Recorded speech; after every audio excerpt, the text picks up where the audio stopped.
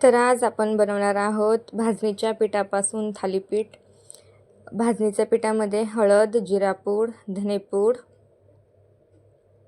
हिरव्या मिरचीची पेस्ट, त्यामध्ये हिरवी मिरची, लसूण, कोथिंबीर वाटून घेतलेली आहे, चवीनुसार मीठ, व्यवस्थित मिक्स करून घ्यायचा।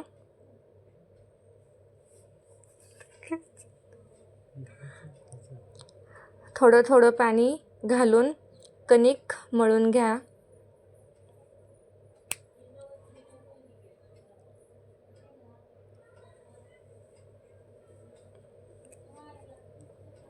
कणिक मळून झालेलं आहे।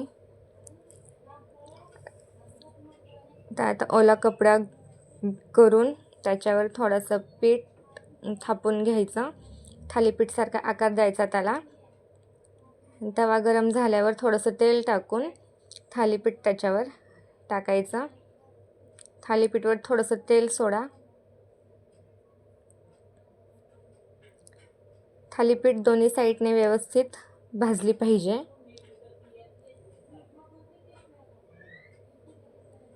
हे बघा, आता मी याला पलटते। थालीपीठ खरपूस भाजून घ्यायची आहे।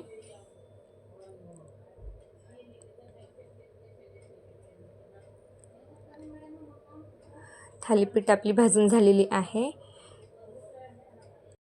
माझी रेसिपीज जर का तुम्हाला आवडले तर व्हिडिओला लाईक करा, शेअर करा, कमेंट करा आणि चॅनलला सबस्क्राईब करायला विसरू नका।